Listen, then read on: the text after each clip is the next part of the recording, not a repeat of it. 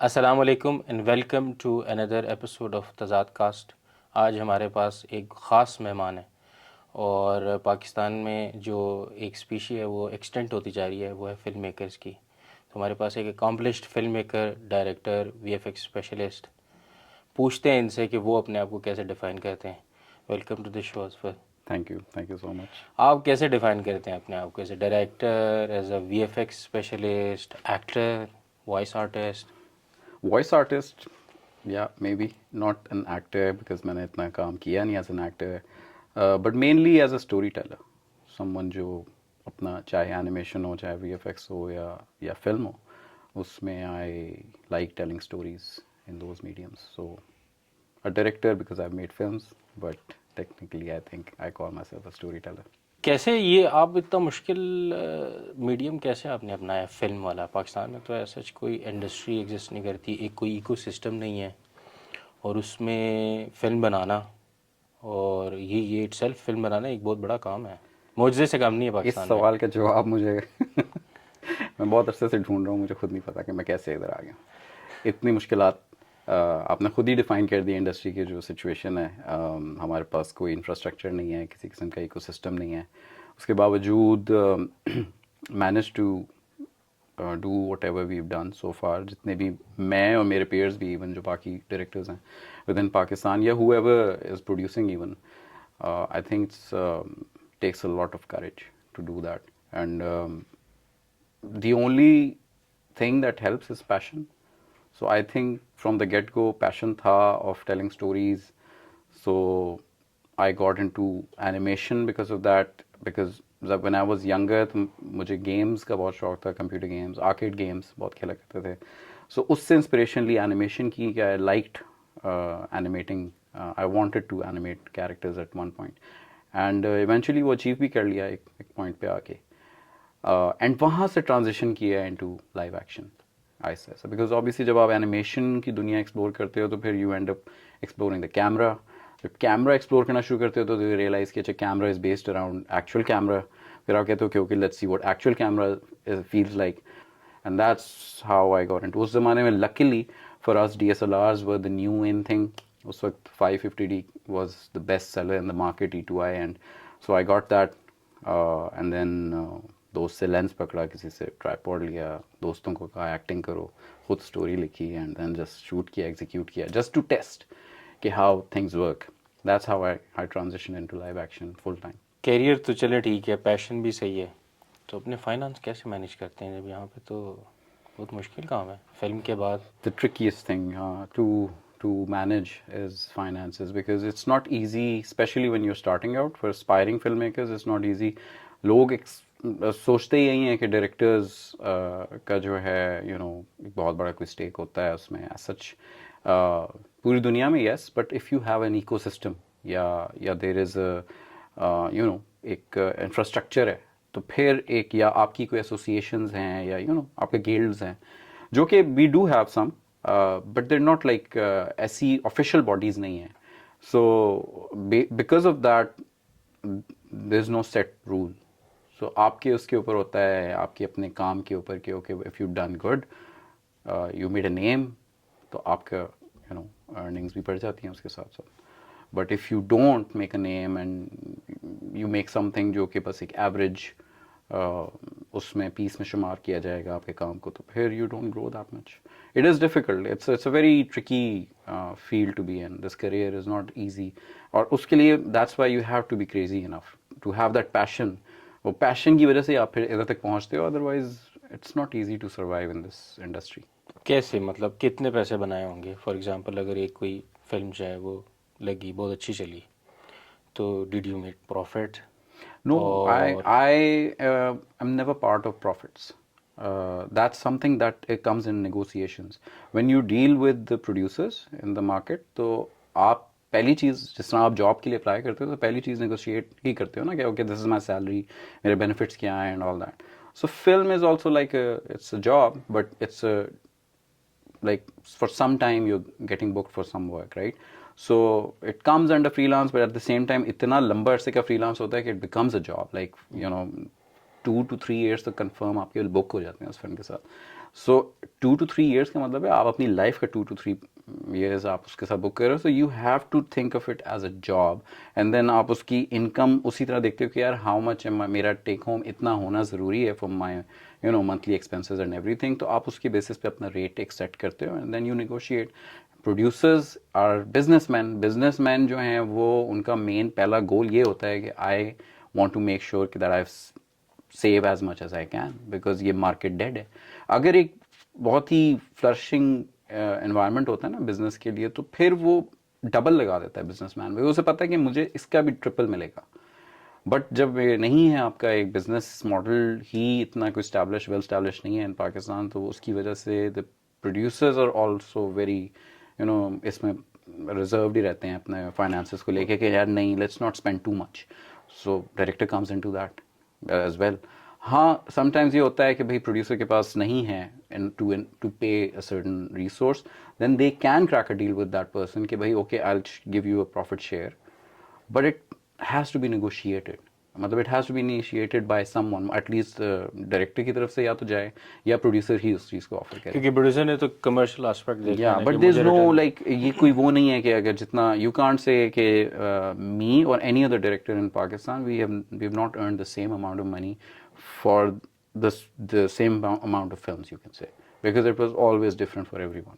It has always been like that. तो आपके लिए कैसा था, मतलब या आप अप्रोच करते थे प्रोड्यूसर्स को, या प्रोड्यूसर्स आपको अप्रोच करते हैं with an idea to come up The with the story and everything? the first How film. this works in Pakistan, because normally तो studios pitch ले रहे होते हैं हॉलीवुड में, दुनिया में जिस तरह से करते हैं लोग, स्टूडियोज पिच लेते हैं और डायरेक्टर यूज़ करते हैं यार इस तरह की फिल्म है तो ऐसा बंदा होना चाहिए, ये बंदा इस स्टोरी पे काम करे.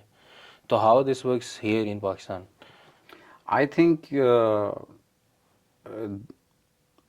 I got lucky because I got approached by the producers mostly, and you don't get approached by producers just like that, by the way, because ये भी नहीं Obviously, होता कि अगर obviously. मैं कोई भी एफर्ट नहीं करूँगा तो मुझे क्या, मैं नज़रों में नहीं आऊँगा.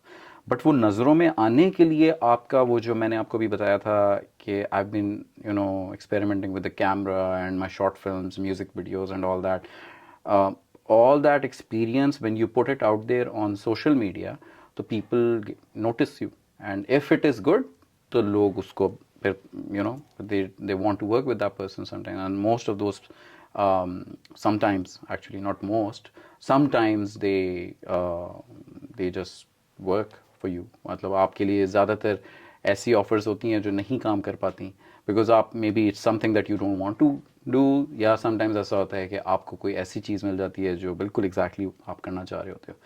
But it's depends on what kind of film maker you are and what you are looking forward to working on. Pakistan में इस तरह से सिनेमा इंडस्ट्री तो नहीं है, इकोसिस्टम भी नहीं है, लेकिन जब वीएफएक्स बेस्ड या एनिमेशन बेस्ड वीडियोस बनना शुरू हुई, फिल्म्स बनना शुरू हुई, शोज़ बनना शुरू हुए, तो मुझे या हमें ये इम्प्रेशन लगता है कि एक इकोसिस्टम डेवलप हो गया होगा बैक एंड पे, जिसमें से चीज़ें जो है ना आना शुरू हो जाएंगी. लेकिन इसमें से ऐसा कुछ निकला नहीं. हम अभी भी फिंगर टिप्स पे गिन सकते हैं यार, ये 5-6 हैं. देखिए, इकोसिस्टम के लिए सिर्फ फिल्म्स काफ़ी नहीं होती ना. इकोसिस्टम में तो बहुत कुछ मिलके इकोसिस्टम बनता है. एक फिल्म मेकर फिल्म बना देगा आपके लिए, सिनेमा फिल्म चला देगा आपके लिए, उसके बाद क्या है या उससे पहले क्या है. इकोसिस्टम के अंदर आपके सैटेलाइट राइट्स भी होते हैं, इकोसिस्टम के अंदर आपके टेलीविज़न राइट्स भी होते हैं, इकोसिस्टम के अंदर आपके जो डीवीडी फॉर्म या ब्लू-रे फॉर्म में जो मूवी आती है बाद में पोस्ट थिएटर, वो ओटीटी के राइट्स होते हैं.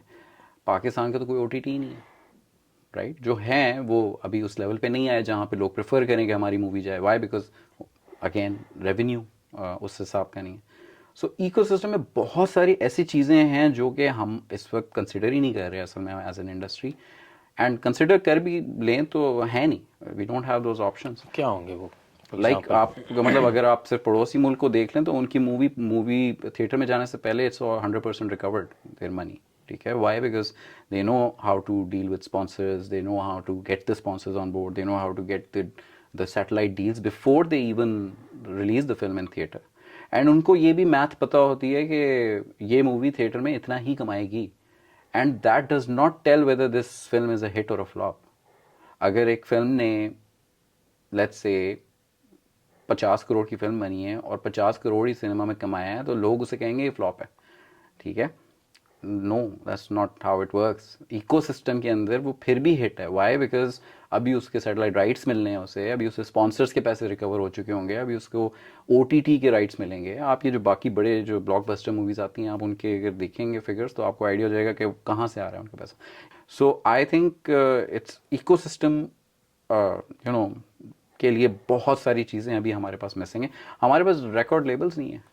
आप म्यूजिक राइट्स की बात कर लें, सो म्यूजिक राइट्स पर लिमिटेड है. यानी हाँ, ये सब चीज़ों के ऊपर कोई भी आके ये कह सकता है नहीं ये तो है, नहीं ये तो है, लेकिन मुझे उससे रेवेन्यू क्या मिला अभी तक?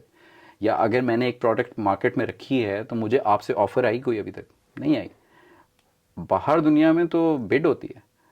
बाहर दुनिया में तो मूवी जब, या पिक्सार की एनिमेटेड फिल्म्स की बात कर लें, पिक्सार की फिल्म बनती है, वो सारे डिस्ट्रीब्यूटर्स को बुलाता है अपने पास और कहते हैं बिड करो, हु वांट्स इट, सो यहाँ पे तो ये नहीं है. यहाँ पे उल्टा होता है कि आप प्रोडक्ट बेचने पे लगे होते हैं. एंड अगेन उसका एक रीज़न ये भी है कि फिल्म अच्छी क्वालिटी की नहीं आ रही होगी. That could be one of the reasons Y आपकी मूवी नहीं ले रहा मार्केट में कोई. सो इट्स समथिंग जो कि एक अभी नोविस लेवल की इंडस्ट्री है. It has to evolve into something जो कि बैक टू बैक फिल्में आती रहेंगी, लोग देखते रहेंगे, कंप्लेन करें उसके ऊपर, कीचड़ उछालें या फीडबैक पॉजिटिव दें या जो भी दें, has to keep on going.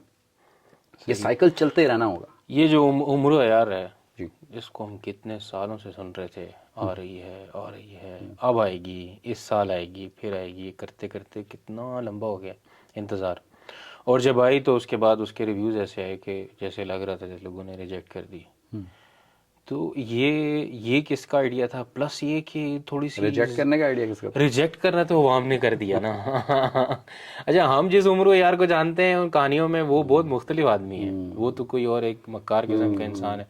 ये इतना अच्छा इंसान, और वो सारी वो जो एक हमारी उसके साथ एक फैसिनेशन थी उस कैरेक्टर के साथ, वो सारी उड़ा नहीं थी फिल्म ने. उसका मैजिक ख़त्म नहीं हो गया इससे? आपको नहीं लगता? उस कैरेक्टर की अगर आप बात करते हैं तो yes, but this character was never suppose to be that character. मैंने, अगर आपने फिल्म देखी है, मुझे नहीं पता आपने देखी है कि नहीं देखी, लेकिन अगर आपने देखी हो तो मैंने उसका जवाब दिया है कि वो कैरेक्टर कौन है और मेरा कैरेक्टर कौन है. क्यों उसका मैजिक ख़त्म हो जाता है ऐसा लगता है? किसका मैजिक? ये असली वाला जो उम्र यार है. हाँ, लेकिन आपने फिल्म देखी है नहीं, पूरी नहीं देखी है. तो फिर आपको मैं कैसे जवाब दूँ? तो आप देखें ना अगर आप फिल्म देखेंगे तो आपको पता लगेगा कि उसके अंदर मैंने एंड में पूरा जवाब दिया है. आपके ही सवाल का उसमें जवाब है. देखें, जो पहले मैं आपको उसके सवाल के जवाब दे दूं जो आपने पहली चीज़ कही कि इतना टाइम क्यों लगा. 2020 में ये फिल्म शूट हुई थी. 2021 में मूवी एडिट फॉर्म में मेरे हाथ में थी. ठीक है, 2021 से लेके 2024 तक मैं उसके विजुअल इफेक्ट्स पे काम करता रहा हूँ. विजुअल इफेक्ट्स की नॉलेज क्योंकि नहीं है लोगों को, तो इसलिए वो कभी समझ नहीं सकते इस चीज़ को कि इतना टाइम क्यों लगा. वो समझते हैं कि ये तो कार्टून बना रहे हैं ना, ये तो एनिमेशन है, इसमें क्या टाइम लगता है. गलत सोचते हैं, उनको आइडिया नहीं है. सो मैं उनसे खैर आर्ग्यू भी नहीं करता उस पर. कभी भी कोई अगर ये कहता है कि बहुत टाइम आपने लगा दिया, तो आप जाके देख लें अवेंजर्स कितने टाइम में बनी है, या कोई भी और, एवेंजर्स बहुत बड़ा नाम ले लिया मैंने, आप कोई और एनिमेटेड या VFX बेस्ड फिल्म बाहर की उठा लें, डी ग्रेड फिल्म उठा लें उनकी, और आप उनकी प्रोडक्शन टाइमलाइन मुझे बता दें कि अगर वो इतने साल की नहीं थी तो, एंड उनका बजट क्या था. अगेन सेम, हमसे ज़्यादा ही था टेक्निकली. पाकिस्तान में we were number 1 in terms of spending the budget, but बाहर की दुनिया में जो लो एंड पे भी हैं वो भी स्ट्रगल कर रहे होते हैं उसमें इन terms of duration. So VFX को लोगों ने मजाक बना दिया कि विजुअल इफेक्ट्स तो हाँ बड़ा अच्छा, वो बड़ा अच्छा. Special effects is something else. Special effects is something that you do on sets. Visual effects something that you do off the sets. When you done with your film shoot, then you do whatever on post production, तो वो visual effects में शुमार होता है. सो उस चीज़ को बनाना, उसकी resource इकट्ठी करना, उसको एक अंडर द सेम रूफ लाना is not easy, and that's why there is no other Umro Yaar in Pakistan. Name one other film that has achieved that what Umro Yaar achieved. There's no other film with the same amount of visual effects. There are total 1500 shots of VFX. Name any other film in Pakistan that has 1500 VFX shots. Of international quality by the way. And international quality मैं नहीं कह रहा, ये international resource कह रहे हैं, जो हमें इंटरनेशनल लोगों ने कहा है कि यार this is international, right, this is world class. So we are not giving you VFX जो कि आपको इवन पड़ोसी मुल्क से जो आ रहे हैं वो इतने अच्छे नहीं हैं, लोगों ने उनका मजाक उड़ा दिया था हमारे तो अगेंस्ट। टेम्पलेट उनके पास पड़े हैं, बस वो यूज नाउ कमिंग करते टू दी अदर पॉइंट कि इमरो यार ये वो वाला नहीं जो कि अगर आपने मूवी देखी तो आपको जवाब मिल जाता, but I will tell you anyway because शायद आप नहीं देखेंगे बाकी की। वो ये है कि उम्र यार ओरिजिनल जो दास्तान अमीर हमज़ा में इंट्रोड्यूस किया गया था वो कैरेक्टर नहीं है जो आपने 1980s में किताबचों में पढ़ा है, ठीक है। वो कैरेक्टर जो बाकी राइटर्स हैं ना, जो शौकिया बस उसके फैन बने हुए थे, तो उन्होंने उसके लिए एक्स्ट्रा उन्होंने लिखना शुरू कर दिया और उसको एक्स्ट्रा चीज़ें देना शुरू कर दी विच वर नेवर ट्रू। एंड जो कहानियाँ बनी उम्रो यार और टिड्डा जिन, उम्रो यार और फलां परी, उम्रो यार और ये जो कहानियाँ हैं, लोग अगर ये एक्सपेक्ट कर रहे थे कि मैं फिल्म के पर्दे पे उस तरह की चीज़ लेकर आऊँगा तो वो तो मेरे ऊपर मेरे ख्याल में और कीचड़ उछल जानी थी इस चीज़ पे कि आपने किया गया है, ये क्या बच्चों की फिल्म उठा के ले आए हो। या तो मैं बच्चों की फिल्म बना रहा होता तो फिर अलग बात है, मैं एक बड़ों की फिल्म बना रहा था फर्स्ट थिंग, जो कि दास्तान अमीर हमज़ा के उम्र यार पे बेस्ड है, ओरिजिनल उम्र यार पे। मैं उसको क्यों नहीं मूवी के अंदर लेकर आया एज अ मेन लीड, उस उम्र यार को, ये उसका डिसेंडेंट है बाय द वे, दिस उम्र यार is, and that's why a new beginning, it's contemporary story, it's current time, it's not period piece, ठीक है।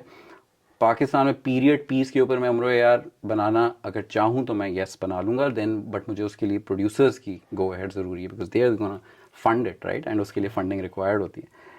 But at this stage we wanted to make sure कि हम we stay true to दास्तान अमीर हमज़ा का उम्र यार, so this is his descendant, and जो उस किताब के एक्चुअल किरदार थे उन सब का जिक्र इसके अंदर मौजूद है, इस फिल्म के अंदर मौजूद है, और उन्हीं की लड़ी के सारे ये किरदार हैं जो हमारे इसमें। माज इज़ फ्रॉम मकबल्स कैरेक्टर जो कि उस किताब का है, अमर इज़ फ्रॉम उम्र यार हिमसेल्फ, मीना इज़ फ्रॉम बजरज महर जिसने असल में उम्र यार को उसकी पावर्स जब प्रेडिक्ट की थी।